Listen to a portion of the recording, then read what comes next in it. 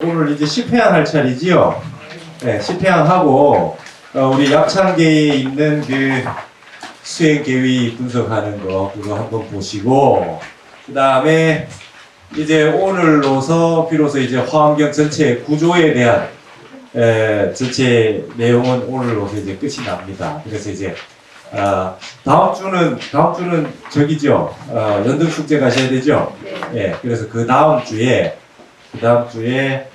부터 이제 화환경 전체 내용을 구체적으로 보겠습니다. 근데 지난번에 말씀드렸듯이 그 화환경의 세주명품부터 시작하는 6품은 부처님의 깨달은 과득을 불과를 그대로 나타낸 거라 그랬잖아요. 그래서 그것을 바탕으로 해서 십신이 이루어진다 이랬잖아요. 그래서 지난번 말씀드렸듯이 그러면 화환경에서 말하는 깨달음의 내용이 뭔가? 묘각의 그 내용이 어떤 건가? 그 내용을 바탕으로 해서 부처님이 깨달으신 것을 그대로 광명설법하신 게 처음 6664 급여삼의 처음 6품이잖아요. 그죠? 그러니까 깨달은 내용을 일단 우리가 알자. 그래서 선제동자가 마지막에 묘각에 해당하는 미륵보살을 만나서 깨달음을 얻는 그거를 먼저 보자 그랬죠. 그래서 이 선제동자가 미륵을 만나는 대문에 해당하는 화엄경 내용을 제가 요약해서 논문을 쓴 게 있습니다. 그거를 그거 논문을 한 2주 내지 3주를 보고 그러고 나서 이제 세준묘원품부터 쭉 보도록 하겠습니다. 그래서 다다음 주부터 그렇게 그래서 그때 제가 자료를 다 만들어서 이것까지 이렇게 매주 하는 거를 다 모아서 한 권으로 하려고 했는데 그렇게 못하고 그 논문을 한 20몇 장 되기 때문에 따로 지금 복사를 맡겨놨어요. 그래서 그거를 다다음 주에 오셔서 한 분씩 다 가지고 수업을 그렇게 하도록 하겠습니다. 자, 여러분 지난번에 10회까지 했고요. 오늘 10회항입니다. 지난번 나눠드렸던 거 4번 10회항이죠? 예. 그 이름부터 우리 다 같이 한번 회항은 이름이 좀 길어요. 그죠? 한이행, 요익행 이렇지 않고 회항 이름은 조금 깁니다. 같이 한번 읽어보시겠습니다. 1. 구호일체 중생 2. 중생 3. 회항 일체 중생을 구호하면서도 중생이라는 생각을 떠난 회항 2. 불외 회항 깨뜨릴 수 없는 회항 3. 득일체 재불 회항 모든 부처님과 동등한 회항 4. 지일체처 회항 모든 곳에 이르는 회항 5. 무진 공덕장 회항 다함이 없는 공덕장 회항 6. 2. 일체 평등 선근 회항 모든 평등한 선근에 들어가는 회항 7. 등 수순 일체 중생 회항 일체 중생을 평등하게 따라주는 회항 8. 진여상 회항 진여인 모양의 회항 9. 무박 무착 해탈 회항 집착도 속박도 없는 해탈 회항 10. 등 법계 무량 회항 법계와 평등한 무량 회항 10종 회항 역시 10바라밀이 체가 된다. 그리고 3처 회항으로 묶을 수 있으니 중생 회항, 보리 회항, 실제 회항이다. 자기 만행을 돌이켜서 3처에 향하는 것이다. 회항이라고 하는 것은 회는 돌이킨다는 거고요. 향은 향한다는 겁니다. 방향을 회는 가던 방향을 되돌이킨다는 거예요. 유턴한다는 거예요. 그래서 돌이켜서 다른 방향으로 간다. 그래서 이제 회항이라고 합니다. 회항에는 크게 나누면 세 가지가 있다. 중생에게 회항한다. 여러분이 이제 모든 기도나 수행하실 때 입제를 하시고 회항을 하시는데 회항하시는 게 예를 들어서 108일 연공을 하셨다. 100일 기도를 하셨다. 그럼 회항하죠? 회항하실 때 뭘 회항합니까?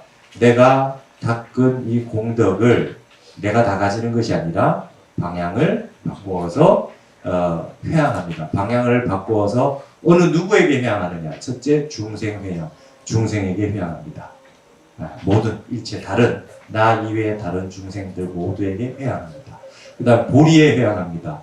내가 비록 뭐 100일 동안 정진한 게 별로 없는 것 같아도 그것을 정진을 바탕으로 해서 깨달음에 회양합니다. 보리 회양. 세 번째, 실제 회양입니다. 열반에 회양합니다. 내 정진한 것이 비록 아직까지 열반의 경지에 도달하지 못했지만 번뇌가 있지만 이 회양하는 건 열반에 회양. 실제라고 하는 건 열반에 회양합니다.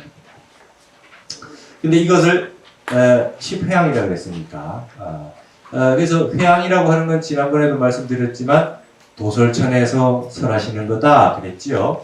도솔천에서 설하시는 거니까 하늘에 여섯 유욕천 욕계 육천 가운데에서 수미산이 사왕천과 도리천이 있으니까 하나로 보고 그러면 다섯 하늘 가운데에 해당하는 게 도솔천이잖아요. 세 번째.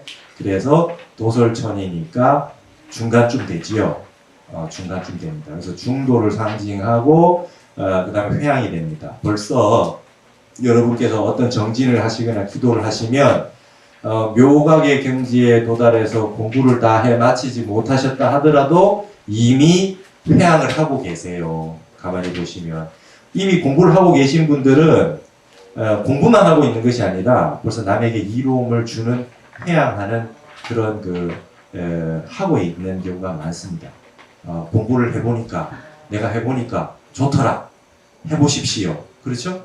그리고 또 정진을 하면서 이미 다른 분에게 도움을 또 주고 있는 경우도 있고 아주 전부 다 회양하고 있는 겁니다. 중간중간에. 그리고 절에 와보시면서 정진을 하시고 절에 와서 기도를 하시고 하면서 이미 봉사도 나가시고 마음이 그렇게 다 됩니다. 그리고 또 기도를 처음에는 내 기도를 하고 우리 가족 기도만 했는데 기도를 많이 하시고 봉사를 많이 하시다 보면 나중에 내 것만 비는 것이 이게 좀 작아 보이지요. 그래서 다 옆에 있는 분들, 내 아는 분들 점점 넓게 주변 분들에게 그 공덕을 돌리게 되지요. 저분도 좋아지게 해주십시오. 남을 위해서 기도하고 이렇게 됩니다. 저절로 회양이 됩니다. 그래서 공부 다 해마치지 않아도 회양이 됩니다. 자, 첫 번째 보시면 구호 일체 중생, 이 중생상, 구호 일체 중생, 일체 중생을 구호해서 구하고 보호하고 또 리 중생상, 중생상을 버리게 하는. 자, 여러분 일단은 정진을 해서 10행이 딱 이루어졌다. 10행이 이루어졌다. 수행을 한다, 행한다, 실천했다. 그렇게 됐을 때 첫 번째 회양이 옆에 있는 다른 중생들을 보호해주고 그 다음에 도와주는 형태를 하게 됩니다. 그렇지만은 중생이라는 상은 떠납니다. 중생을 돌봐주고 중생을 옆에 있는 다른 타인에게 그 공덕을 돌리지만은 그분으로 하여금 그대가 중생이다 이렇게 얘기 안 하죠. 도와줍니다. 힘든 사람을 도와주고 도움이 필요한 사람에게 도와주면서 이미 얘기를 해줍니다. 중생이 아니다. 원래 본인이 부처라는 걸 알아야 된다. 하지만 도와줄 때는 가련한 중생에게 도와주듯이 하죠. 그래서 일체 중생을 구호하면서도 중생이라는 생각을 떠난 회양이다 그랬습니다. 그래서 회자향타라 그랬습니다. 나 개인적인 것을 돌이켜서 남을 향해서 나아간다 그랬습니다. 여러분 그 회양 뜻이 뭡니까? 그러면 보통 2번에 있는 걸 얘기하죠. 회소향대다. 작은 것을 돌이켜서 큰 걸로 향하게 한다. 내 공덕은 비록 작지만 회양하는 건 큰 걸로 한다. 뭐 100일 기도한 거 별거 안 되지만 그래도 기념을 하고 회양을 해서 이 공덕을 더 중생과 보리도에 회양한다 이렇게 됐죠. 첫 번째는 나를 돌이켜서 남에게 향하게 한다 이렇게 됩니다. 두 번째는 불교 회양입니다. 깨뜨려지지 않습니다. 여러분 이제 정진해서 벌써 이게 남에게 베풀려고 하는 마음, 권선하고 싶고 공부하기를 권하고 싶고 절에 와서 마음을 편안하게 하십시오. 이렇게 하는 마음이 이미 날 때는 이미 나는 내 마음은 잘 안 흔들리는 마음이 있어요. 내가 막 흔들리는데 절에 오시라 말 잘 안 나옵니다. 내가 딱 뭔가 느껴져서 수행을 해서 튼튼해졌을 때 그럴 때 이런 마음이 나옵니다. 두 번째 회양은 불교회양입니다. 괴자는 무너질 괴자, 깨지는 거. 벌써 깨지지 않습니다. 이게 작은 것을 향해서 큰 걸로 나가게 되는 겁니다. 세 번째는 일체 재불과 동등해지는 회양입니다. 일체 재불과 동등해지는 회양입니다. 여러분, 이게 지금 42계위가 있는데요. 일행즉시 일체입니다. 일즉일체죠. 하나만 제대로 수행을 해도 이미 그 속에 조금 부족하거나 그렇지 않아요. 어떤 정진을 하시더라도 뭘 하나 하면 그 마음이 느껴지는 거는 부처님 마음하고 똑같은 겁니다. 이미 내가 공부를 해보니까 지금 내가 수행을 하고 절을 하고 사경을 해보고 독경을 하고 연부를 하고 다란이를 하고 참선을 해보니까 너무나 이게 정말 이 법이 좋구나 라고 하는 생각이 부처님 되고 나면 완벽하고 그러기 전에는 부족하고 그렇지 않아요. 여러분 느끼셨을 때 기도 정진하셨을 때 해보셔서 그 경험하신 내용은 전부 다 어느 하나를 하시더라도 원망 부족돼 있어요. 그 마음은 똑같습니다. 부처님도 그와 같은 거예요. 그렇기 때문에 일체 재불과 평등한 회양입니다. 이게 이제 자기 인행, 자기의 인행, 자기가 닦아 나가는 그 수행을 돌이켜서 향타 인행, 다른 사람의 수행으로 돌려주는, 향하게 된다. 내 수행을 되돌려서 남의 수행으로 가게 해준다. 이렇게 됩니다. 보통 이제 이렇게 얘기하죠. 자기 공부도 안 되는데 뭐 남한테 해라 마라 뭐 그렇게 얘기를 하냐. 이렇게 얘기하는데 그렇지 않습니다. 이게 해보면은 서울에서 출발해서 부산까지 가는데 부산에 다 도착한 사람만이 길을 떠나라 하지 않아요. 떠나보니까 이미 좋다라 그래요. 벌써 얘기가 그렇게 나오게 돼 있습니다. 내가 가는 이 길이 종착지에 오지 않아도 이거 정말 좋구나 하는 걸 알기 때문에 시작하지 않은 사람에게 시작을 권유하게 되어 있습니다. 그래서 자기의 인행을 가지고 남의 인행으로 향하게 한다. 그게 세 번째고요. 네 번째는 지일체처 회양입니다. 모든 곳에 이르는 회양입니다. 이게 지금 여러분 나에게만 수행하기에 나에게만 있는 공덕이라고 하는 것이 바깥으로 퍼지게 되면요, 이게 무량하게 퍼지게 돼 있어요. 이 마음을 회양해서 남에게 돌려주는 마음이 딱 한 번 나면 이건 이제 가리지 않아요. 이 사람한테만 권하고 이 사람한테는 안 권하고 이렇게 안 됩니다. 다 곳곳에 다 만나는 사람마다 제가 그래요. 해보니까 만나는 사람마다 눈에 띄면 어떻게 해야 되나요? 뭐 힘듭니다. 어떻게 해야 되나요? 그럼 정진하세요. 이렇게 돼요. 그래서 일체처에 이르게 됩니다. 전부 다 이렇게 되어 있습니다. 방법이 다른 게 없다. 그러니까 이게 회양이라고 하는 게 소승에서 대승으로 넘어오는 아주 대표적인 속성이죠. 소승이라고 하는 건 이게 나만 해탈하는 거잖아요. 이게 이제 다른 분에게 같이 함께 나누게 되는 근본 마음이 이게 회양입니다. 그래서 아주 실제로는 십행에서 수행하는 게 이미 다 끝났다고 볼 수 있는, 그래서 부처님이 될 때까지는 회양이 쌓여야 진짜 부처님이 되는 겁니다. 보살행이 쌓여야. 그러니까 아라한가를 증득해서 개인적으로 공부해서 뭐 지혜가 나는 정도에서 아라한가가 부처가 되지 못했다, 성불하지 못했다는 건 뭐냐면 아라한가를 얻어서 그 다음 남은 건 뭡니까? 회양하는 게 아직 남은 거예요. 보살행이 남은 겁니다. 남을 이롭게 하는 그게 남은 겁니다. 그래서 일체체 이론해야 그 다음에 무진 공덕장 회양이죠. 공덕을 다 갖추고 있는, 한량 없는, 무진, 다함이 없는 공덕이, 장이라고 하는 것은 창고라는 거죠. 다 모여있는, 한량 없는 공덕이 모여있는 회양입니다. 그 앞에 네 번째 거는 회인향과죠. 지금 원인을 되돌이켜서 결과로, 그래서 인행을 닦아서 그 과덕으로 결과를 이르게 하는 회양입니다. 그게 이제 일체처에 이르게 되는 거죠. 공덕장애는 회열향승입니다. 내가 공부한 거는 아직 좀 열등합니다. 좀 부족해요.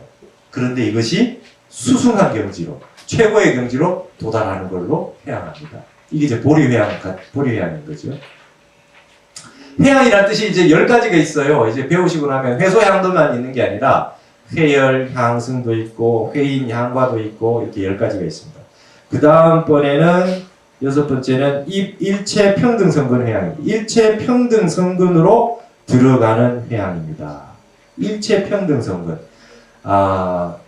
수행을 계속해서 공부를 점점 많이 하는 분일수록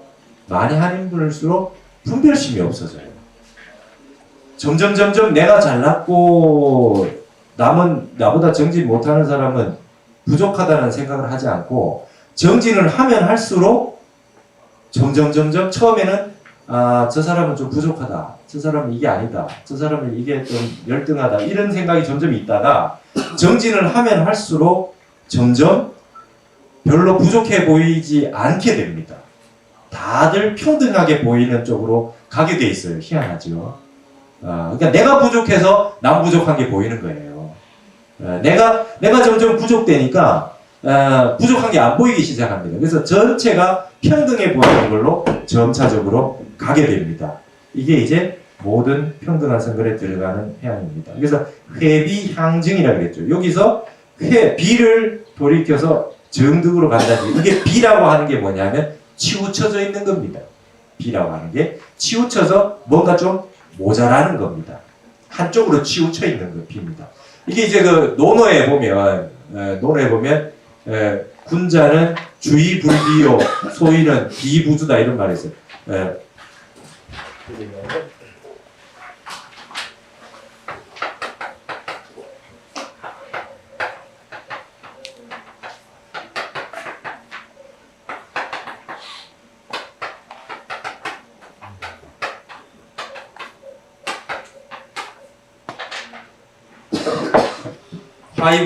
화이부동 아시죠? 군자는 조화롭되 똑같이 그렇게 하지 않는다 하는 얘기 나올 때 군자는 주의불비입니다.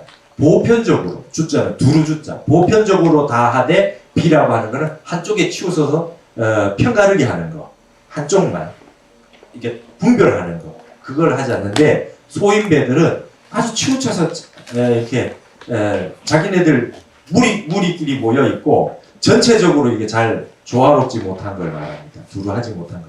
여기서 비는 그런 겁니다. 뭔가 여기는 좋은 거, 여기 나쁜 거 이렇게 나눠서 비교하는 거죠. 비자라고 하는 게 그렇게 하는 거를 되돌려켜서 정이라고 하는 거는 완전한 거죠. 완전한 깨달음으로 되돌려갑니다. 그렇기 때문에 평등이라는 얘기가 나오죠.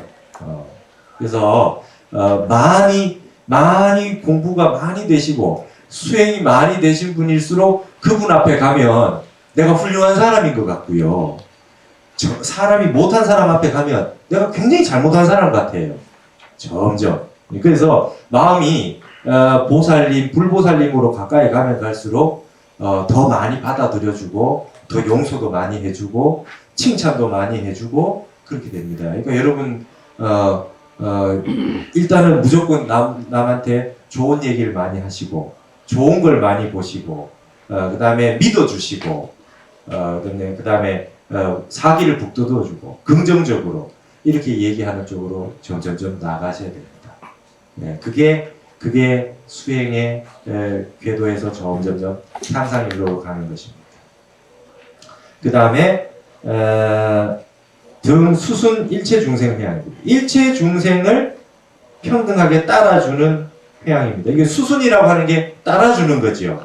여러분 관세음보살이 선제동자가 만나는 선지식 중에 53 선지식 중에 관세음보살이 이 7번째 회양에 만나는 거예요.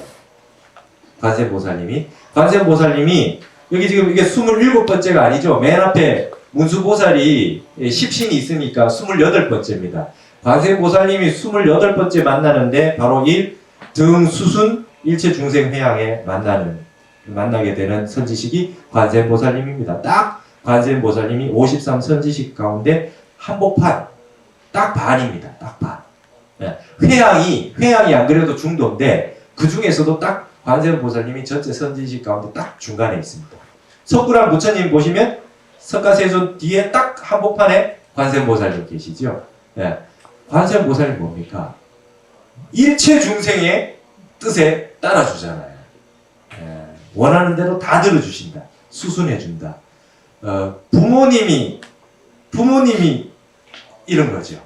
그죠? 부모는 자식이 원하는 대로 전부 수순해 주잖아요. 그래서 어머니를 관세음보살에 비유하는 겁니다. 예. 다 수순해 주는 겁니다. 따라주는 겁니다. 자식한테 다 져주는 거지요. 그리고 어떻게 행동을 하고 어떻게 안 좋은 게 보이더라도 결국엔 다 받아주죠. 내 자식인데 이렇게 수순해 줍니다. 그렇게 해서 회양하는 겁니다. 그래서 이게 회사향리입니다. 회사향리. 하나하나 낱낱 2, 3, 5회 법계 할 때 그 2와 3입니다. 하나하나 낱낱이 일들로 따지면 다 쪼개져 있는 것 같지만 근본 이치는 하나잖아요.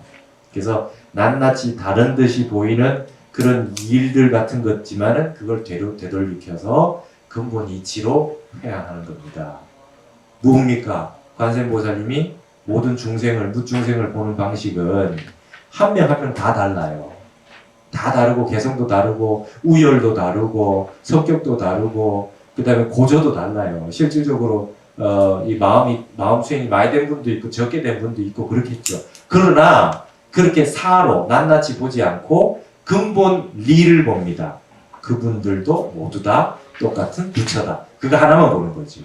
그래서 다 들어주는 거지. 본래 부처니까. 예, 본래 부처니까. 예. 여러분 거기 한국 우리 부모님들이 교육열이 높아요. 교육열이 높은데 자식한테 너무 이래라 저래라 하는 것도 많아요. 예, 그러니까 자식한테 수순해 줄 뿐입니다. 부모는. 그러니까 자식이 원하는 대로 해주는 것밖에 없지 내가 원하는 대로 자식이 되길 바라는 것은 불가능합니다. 그냥 들어주는 게 제일입니다. 예, 세상 살다 보면 내 마음대로 들어주는 사람 아무도 없어요. 그죠? 지내놓고 보면 부모님만 내 말 들어줬어. 내가 막 억지 피우고 이렇게 막 이상한 짓 해도 다 받아주는 거는 부모님밖에 없잖아요. 그러니까 부모는 마지막 보루입니다. 마지막 보루. 그걸 받아본 사람은 나중 가서 그렇게 베풀 수 있잖아요. 그래서 무조건 수순해 주는 거지요. 예. 자식도 남이지요. 자식도 남이고 자식은 내 말 들어주기 위해서 태어난 게 아닙니다. 자기 할 일 하기 위해서 태어났고 자기가 이 생에 뭔가 일을 해야 되는데 어떤 부모님을 선택해서 태어나면 내가 제일 편하게 할 수 있을까 선택해서 온 분이다. 부모님을 모시기 위해서 태어난 사람은 아무도 없어요. 내가 얼마나 잘 비비고 가서 생떼를 부려도 잘 먹힐 수 있을까? 그분들만 찾아서 온 게 부모님입니다. 그러니까 자식은 내 말 안 듣습니다. 수도 없이 많은 생을 살아왔고 습관이 다 다르고 평소에 전생에 했던 일이 다 다르고 부모가 의대 가서 의사를 해라. 무슨 뭐 법대 가서 판사를 해라. 그거 들어주려고 태어난 게 아닙니다. 예. 그냥 자기 하고 싶은 거 하려고 온 거예요. 내 마음대로 하는데 부모가 뒤에서 잘 해줄 수 있을 분을 선택해서 온 겁니다. 그러니까 무조건 자식이 하는 대로 수순해 주는 겁니다. 그걸 한국인들은 또 그렇게 하는 걸 방입니다 그래요.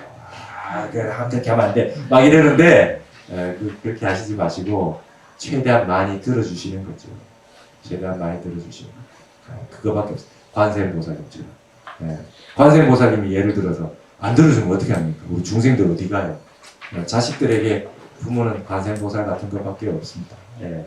그게 이제 등 수순 일체 중생 회양입니다. 이거는 십행이 구족돼서 회양의 단계에 도달했을 때 비로소 됩니다. 내 마음이 좁은 사람 이것도 안 돼요. 마음이 넓으면 넓을수록 이게 가능합니다. 어린애가 막 자지레를 해도 또 화 안 내잖아요. 내가 어린애보다 훨씬 마음이 넓기 때문에 가능한 겁니다. 마음이 넓으면 넓을수록 훨씬 더 많이 할 수 있다. 그 다음에 8번째가 진여상 회양입니다. 진여인 모양의 회양. 예. 회, 차별행, 향, 원흉행. 차별, 분별하는 행을 되돌리켜서 원흉한 회양으로, 원흉한 행으로 회양한다. 분별심 끊어진 걸로 회양하는 겁니다. 예. 이게 바로 열의 진여의 모습이지요. 예. 진여는 원 하나로 표현합니다. 원에는 차별이 없어요. 그렇죠? 동서남북 상하사방 어디를 가더라도 원은 똑같지 모양이 다르지 않습니다. 똑같은 모양입니다. 그게 진여상회입니다. 9번째 무박, 무착, 해탈회양입니다. 무박, 박이라고 하는 건 속박, 속박이 없고 무착, 집착이 없는 해탈회양. 이름만 들어도 좋지요. 그죠? 네, 무박, 무착. 그러니까 회세, 향, 출세. 세간에 사는, 비록 세간에 살지만 이것을 되돌리켜서 세간을 떠난 그런 회양입니다. 네. 여러분 지금 여러분 다 스님 아니시고 속세에 사시잖아요. 세간에 사시잖아요. 그렇지만은 마음은 수행을 하시다 보면 마음은 스님하고 똑같이 될 수가 있어요. 출세관이 있을 수 있습니다. 내 마음이 걸림이 없고 내 마음이 집착이 없으면. 그렇죠? 마음은 세간 출세관이 따로 없잖아요. 몸이, 입는 옷이, 머리 모양이 세간 출세관이 따로 있지 마음은 그게 없습니다. 요즘 코미디언, 뚱뚱한 코미디언 나와가지고 마음만은 홀쭉하다. 그죠? 네. 그거 아주 좋은 겁니다. 마음은 자유자재로 살아야죠. 마음만은 자유자재로 살아야 됩니다. 네. 비록 내가 지금 이런 형편으로 살아도 마음만은 자유롭게, 마음만은 넉넉하게, 마음만은 풍족하게. 근데 그거 어떻게 되냐? 됩니다. 마음은, 용심은 수련이에요. 마음을 그렇게 써버릇을 하면 그렇게 됩니다. 늘 하루에 적어도 염주, 108염주 한번 돌리는 정도로는 여러분 자신에게 자기 자신 불러주십시오. 내가 부처라는 거. 내가 부처다. 내가 제일 위대하고 소중한 사람이라는 거. 그걸 자각을 계속 시켜주십시오. 그리고 여러분 자신 사랑해야 돼요. 나 아주 소중한 사람이다. 그리고 여러분 외롭거나 힘들 때 남한테 위로받을 생각하지 않으셔도 됩니다. 여러분 속에 부처님이 있어요. 열애가 있어요. 그 열애 여러분 속에 만나시면 됩니다. 여러분 본래 자리입니다. 본래 있어요. 남한테 위안을 찾으실 필요가 하나도 없습니다. 여러분 속에 무량한 부처님이 있다. 무량한 부처님이 있다. 그분하고 만나요. 바깥에 있지 않습니다. 여러분에게 자신에게 물으면 여러분 마음속에 여러분 생각을 일으켰을 때 여러분 마음속에 부처님은 여러분 생각을 다 받아주잖아요. 그죠? 그 맞죠? 네. 내 뜻을 다 받아주는 부처가 있어요. 내 마음속에. 남들이 안 받아줘서 그렇지. 그러니까 위안을 남한테 받을 생각하지 말고 맨 처음으로 나한테 받아야 됩니다. 내가 나를 괴롭히는 사람들이 있어요. 내가 나를 막 구속하고 속박하고 자기 자신 난 성격이 이래서 더러워서 안 돼 막 이런 사람도 있어요. 그러시지 마십시오. 내 성격이 어때서? 그렇죠? 네. 내가 완벽한 겁니다. 내가 완벽해요. 네. 다른 사람들 다 내보고 성격 나쁘다 그래도 내 본래 부처는 완벽합니다. 네. 왜 왕따를 당합니까? 내가 모든 사람을 왕따시키면 되지. 저는 그 정신으로 살아요. 왜 다 따라가야 돼요? 올바른 걸 딱 선택해서 무소의 불처럼 혼자서 가면 되지. 외롭다? 천만에. 내 속에 부처가 있는데 왜 외롭습니까? 근데 이거를 수행을 해서 딱 마음에 간직하고 단전이 튼튼하게 딱 마음이 살아있으면요. 안 외롭습니다. 네, 외롭지 않아요. 누가 외로워요? 여러분 사람들끼리 많이 있으면 안 외롭습니까? 부부가 같이 침대에서 같이 자면 안 외로워요?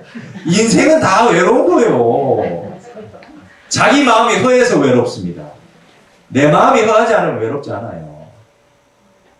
그것은 나를 못 만나서 그래요. 내가 얼마나 위대한지 몰라서. 내가 정말 나를 소중하게 생각하십시오. 내가 정말 위대하다고 생각하시면 여러분이 말 한마디, 행동 하나, 생각 하나 그렇게 쉽게 안 하게 돼요. 부처님이 이렇게 해도 되겠냐? 이렇게 생각하세요. 고귀하게. 고귀하게. 그렇게 될 때, 여러분 마음이 열릴 때 남들도 좋아 보이고 남들에게 도움도 줄 수 있고 그렇습니다. 그래서 늘 매일 자기 자신을 만나고 수행을 늘 하시고 그 다음에 나를 사랑하셔야 됩니다. 이렇게 생긴 얼굴을 이렇게 생긴 이 모습을 사랑하셔야 돼요. 여러분 절대적인 기준은 없어요. 그렇죠? 그러면 부처님 생긴 거 똑같아야 되게. 보살님들은 그럼 성격이 똑같아야 되고 큰 스님들은 말하는 패턴이 똑같아야 됩니까? 아니잖아요. 다 각자 개성과 성격이 다 다르잖아요. 근데 급하면 급한 대로, 느리면 느린 대로 다 각자가 자기 있는 모습에서 자기 부처를 만났기 때문에 그분들이 도인이 되고 보살이 되고 부처님이 되신 거지요. 다 자기를 만나서 그래요. 자기 참나, 참 부처를 자기 속에. 그러니까 자기를 믿으셔야 돼요. 자기를 사랑해야 되고 자기를 사랑할 줄 모르고 자기를 자꾸 구속하는 사람은 남을 자꾸 구속합니다. 자기에게 자유를 줘야 남에게도 자유를 줍니다. 아주 철두철미하게 자기를 너무 구속하는 사람은 자식한테도 자꾸 이래라 저래라 구속을 하게 돼 있어요. 나를 믿어주는 사람은 남도 믿어줍니다. 이걸 꼭 잊지 말고 해주셨으면 좋겠다. 무방, 무착, 해탈, 회양. 여러분 이런 얘기를 들어도 듣기만 해도 속 시원하잖아요. 무방, 무착. 아주 속박된 거 없이 그렇게 이제 마음만은 늘 해탈해 있는 경지가 되어야 되겠습니다. 그 다음 10번째는 등법계무량회양입니다. 법계라고 하는 것은 법계와 평등한 무량회양이라고 그랬는데 법계는 진리라고 그랬죠. 마지막 회양의 10번째 회양은 진리와 동등해지는 것입니다. 진리와 동등해지는. 그래서 회, 술리, 사, 향, 소성사 이랬습니다. 그러니까 처음에는 말이죠. 리를 순해서 사로 가는데 그 다음부터는 사를 통해서 리로 가는 겁니다. 사를 통해서 리로 가는 겁니다. 그러니까 이제 처음에는 이사무의 법계로 가다가 마지막에 사사무의 법계로 가는 이런 식으로 이제 바뀌어져 가는 형태가 됩니다. 완전히 해탈하는 마음을 가지게 되는 그런 형태로 회양이 되어 있습니다. 10가지 회양입니다. 회양 10가지 이름만 한번 다시 한번 읽어볼까요? 1. 구호일체 중생 2. 중생상 회양 2. 불괴 회양 3. 등 일체 재불 회양 4. 지 일체청 회양 5. 무진 공덕장 회양 6. 2. 일체 평등성근 회양 7. 등 수순 일체 중생 회양 8. 진여상 회양 9. 무방 무착 해탈 회양 10. 등 법계 무량 회양. 자, 그 다음 뒤에 넘어서 이제 십지보살. 이제 공부의 마지막 단계라고 하는 십지 단계입니다. 여기에 지라고 하는 거는 땅지자니까 굳건해져서 움직이지 않는 거죠. 맞아? 그런 뜻이 있겠죠. 우리가 저기 이주 초발심주 다음에 치지주 했을 때 지자가 심지라 그랬잖아요. 심지를 굳건히 한다 했을 때 바탕입니다. 여러분 그런 말 있어요. 보조보고에 보면 인지이도 인지이기 이래요. 땅에서 넘어진 자 땅을 짚고 일어난다 이런 말이 있어요. 그렇죠?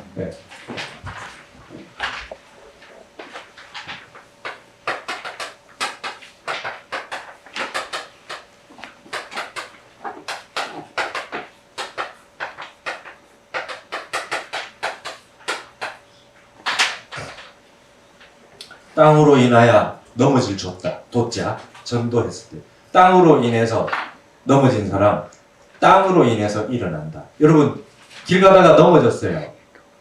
그래서 이게 돌뿌리에 부딪혀서 넘어졌다. 그럼 넘어진 사람은 땅을 짚고 일어나야지. 그렇죠? 여기서 땅이 뭐겠습니까? 여러분 근본 바탕의 마음입니다. 세상에 넘어진 사람, 문제가 생긴 사람 전부 어디가 문제가 생겼습니까? 마음이 문제였어요. 실패한 건 다 마음이 실패했어요. 불행은 다 마음에서 왔어요. 그렇기 때문에 거기에서 일어나려면 바로 마음에서부터 시작해야 돼요. 근본이 무너졌기 때문에 근본부터 다시 시작해야 된다. 이게 인지도 인지이기입니다. 이 지금 근본이 뭡니까?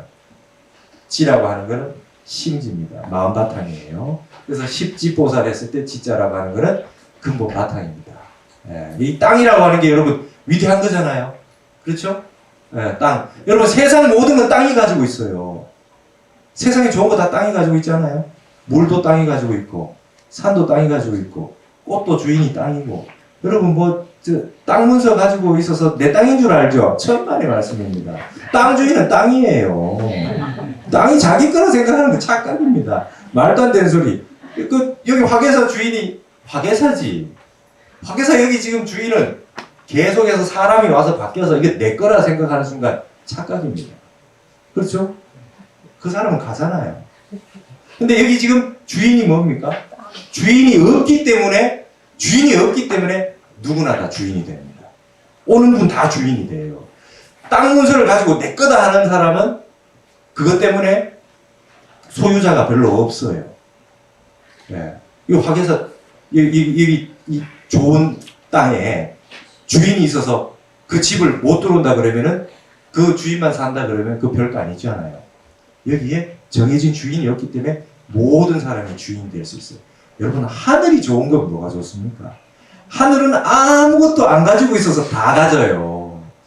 그죠? 하늘은 텅 비어서 아무것도 없어요. 그렇기 때문에 사실 주는 건 땅이 다 가지고 있지.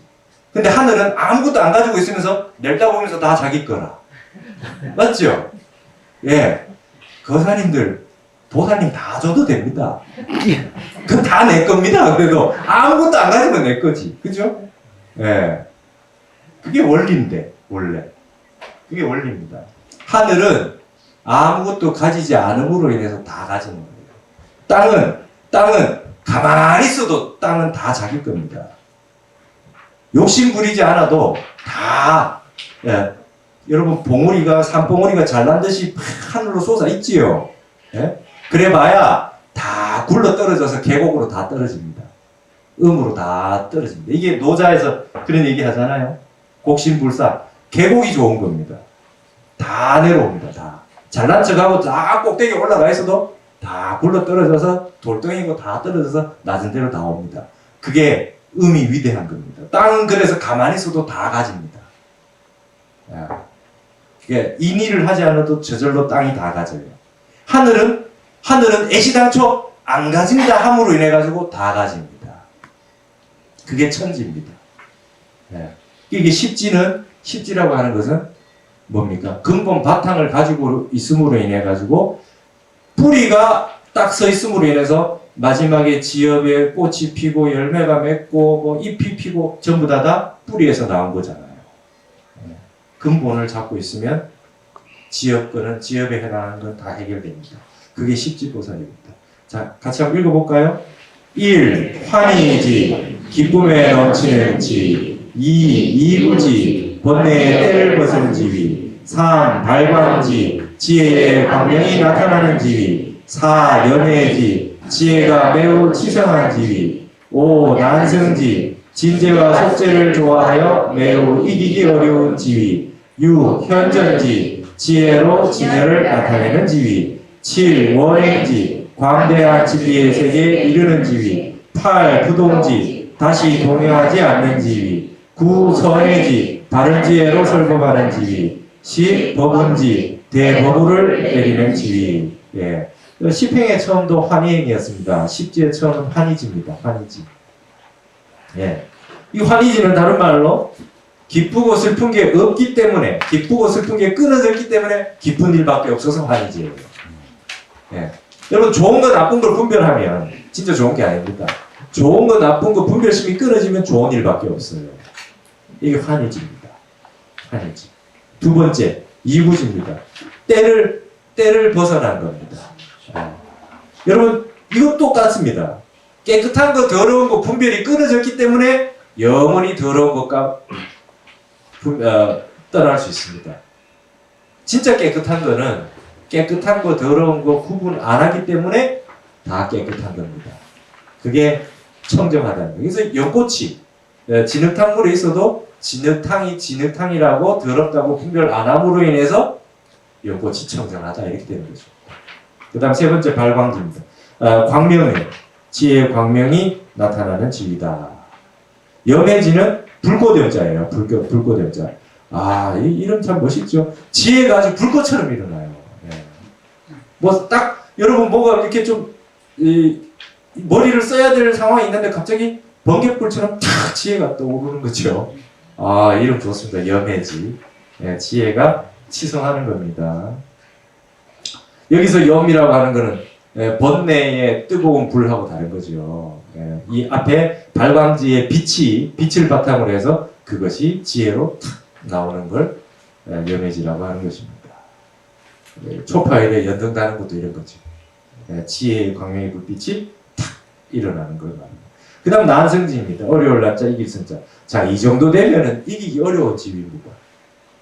여러분 맑고 깨끗하고 순수하고 착한 사람이 요즘 세상에 맨날 별로 안 좋은 사람들한테 지는 것 같지요? 안 그렇습니다. 힘이 생기면 순수함을 가지고 힘이 생기게 되면 아무도 이기지 못합니다. 부처님이 나약해 보이듯이 편단무견하고 그냥 어깨를 들으려고 고요하게 앉아 계신데 약해 보이잖아요. 그러나 주변에 있는 모든 팔부신장이 그 억세고 우악스러워 보이는 무력을 행사하는 모든 대중들이 전부 다 조복했습니다. 부처님에게. 순수함의 힘과 진실함의 힘을 극한에까지 몰고 갔기 때문에 힘이 있기 때문에 모든 무력이 그 앞에 다 조복한 겁니다. 이기기 어렵습니다.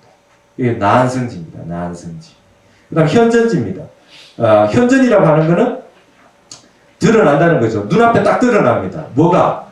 그냥 진여 세계가 딱 드러나는 겁니다. 내 마음이 맑아지면 눈에 보이는 게 전부 진리입니다. 맑고 깨끗한 사람은 눈앞에 맑고 깨끗한 것밖에 보이지 않습니다. 똑같은 사람을 보고 평가가 달라지는데 어떤 사람은 부정적으로만 보고 어떤 사람은 좋은 면만 봅니다. 그 사람에게는 좋은 것만 보이는 사람에게는 좋고 나쁜 분별이 끊어져서 여러분 그런 분들 있죠. 순수한 분들 보면 이렇게 깜짝깜짝 놀라는 게 많아요. 그죠? 순수한 분들은 놀라는 게 와, 그런 것도 있어? 뭐 이런 거죠. 나쁜 짓 이렇게 뭐 사기치고 이런 걸 생각을 못 합니다. 그런 거를. 생각을 잘 못 해요. 야, 저렇게도 하나? 그런 생각은 아예 없습니다. 좋고 나쁜 생각이 없기 때문에 순수한 것밖에 없기 때문에 그런 걸 몰라요. 그래서 그 사람 눈에는 그게 안 보입니다. 좋은 것밖에 안 보여요. 그 다음에 원행지입니다. 멀리 간다는 거죠. 멀리 간다. 어디까지? 끝까지. 진리의 세계 끝까지 이른다. 이게 원행지입니다. 멀리까지 간다. 궁극적 자리까지 간다. 이거죠. 부동지는 움직이지 않는다. 동요하지 않는다. 마음이 흔들리지 않는다. 부동지. 10지, 8지. 부동지가 되면은 뭡니까? 부동지가 되면은 불태전이고 금강산매고 아주 중요한 팔찌보살. 팔찌보살은 아주 중요합니다. 팔찌보살. 제8 아레아식에 있는 미세 망념을 이제 극복해 들어가는, 본격적으로 극복해 들어가는 게 이 팔찌보살부터입니다. 팔찌보살부터. 그 다음에 구는 선해지입니다. 바른 지혜로 설법하는 지위. 선해지. 그 다음에 10번째 법운지입니다. 지혜의 구름이죠. 그게 이제 비를 내립니다. 그 다음에 이 지혜가 있어서 그냥 입에서 나오는 말들이 다 그냥 법무입니다. 이게 이제 법운지입니다. 그래서 특히 십지보살에 대한 이름은 사람들이 거의 다 많이 외우고 있어요. 이건 입에 익어야 돼요. 그죠? 입에 익어야 됩니다. 불명도 많죠. 부동지 보살도 있고, 법운지, 환희지, 이름 많습니다. 자, 이거, 이름만 같이 한번 읽어보겠습니다. 1. 환희지, 2. 이구지, 3. 발광지, 4. 염해지, 5. 난승지, 6. 현전지, 7. 원행지 8. 부동지 9. 선행지 10. 법운지. 그래서 십지보살에 해당하는 내용이 옆에 그 밑에 보면 전부 십바람일에 딱 배대가 돼 있죠. 예, 이거는 십지보살만 그런 게 아니라 십회양이나 십주나 십행도 전부 십바람일에 다 맞춰져 있습니다. 그 다음에 사서, 보시수어, 이행, 동사서 요 네 가지가 딱 배대가 돼 있고 수행 덕목 옆에 딱 나와 있습니다. 요 내용들은 이제 화엄경 내용을 보시면은 자세하게 나옵니다. 이건 이제 그때 가서 하겠습니다. 자, 근데 42계위가 말이죠. 이 낱낱이 이래서 하나하나 따로따로 있는 것 같지만 이게 예를 들어서 여러분 서울에서 부산을 간다. 그렇죠? 초발심에서 부산에 도착하는 게 십지, 등강, 묘가까지라 그러면 간다는 이 상황이 있으면 그 가는 것은 중간중간 점차가 있지요. 오이점차가 다 있습니다. 근데 말하자면 뭐 수원이 있고 이천이 있고 뭐 조치원이 있고 대전이 있고 대구 있고 쭉 있어요. 그런데 그 단계 나눠 놓으면 이렇게 42계위지만은 실제로 닦아 나가는 것은 10바람일 중에 어느 하나만 닦으면 9바람일이 부족돼서 일행삼매를 하나의 행을 닦아서 열심히 나가면 그냥 그 길로 가는 겁니다. 끝까지. 여러분 운전해서 서울에서 부산까지 가실 때 여러분 중간중간에 예를 들어서 환희지에서 이구지까지 간다. 요걸 계산하면서 가는 사람 없지요. 그냥 쭉 가는 거지. 그죠? 가다 보면 어떨 때는 여기 뭐 대전 지나가네 이런 게 이제 보이는 중간중간에 느껴지는 게 있지만 거기에 대해서 자세하게 생각하고 뭐 이렇게 하지 않지 않습니까? 그냥 쭉 가는 겁니다. 지나가는 과정은 점차를 닦아서 나가는 수행해서 나가는 과정은 이러한 과정을 닦아 나가는 거지만 실제로 수행해서 나가는 것은 그냥 내 한마음 일행삼매로 마음 집중해서 하나로 쭉 가는 것밖에 없어요. 그래서 쭉 오면은 벌써 이렇게 복잡한 길을 다 온 거잖아요. 그죠? 여러분 서울에서 부산까지 한 길로 쭉 갔는데 그 지나온 도시와 거기에 살고 있는 사람들과 거기에 있는 주변의 인터체인지와 주변의 휴게소들이 얼마나 많습니까? 그렇죠? 그거 다 모르죠, 잘. 근데 한 번에 쑥 왔잖아요. 그렇듯이 이 계위가 이렇게 42계위로 해놓으면 아이고 이거 하나씩 언제 다 하나 이럴 것 같지만 공부를 하시면 수행하는 거는 그냥 한 마음으로 무심하게 일행을 쭉 닦아서 쭉 직선으로 밀고 나가는 것밖에 없어요. 용맹정진으로. 정진을 쭉 나가면 나중에 딱 와보면 이게 다 구족돼서 갖추어져 있게 되어 있는 겁니다. 예. 그래서 사실은 점수법인 것 같지만 알고 보면 한순간에 돈으로 언젠가 딱 와 있다. 이런 얘기가 됩니다. 자, 10분 쉬셨다가 이제 약창계의 전체를 분석해 보겠습니다. 네, 10분 쉬셨다가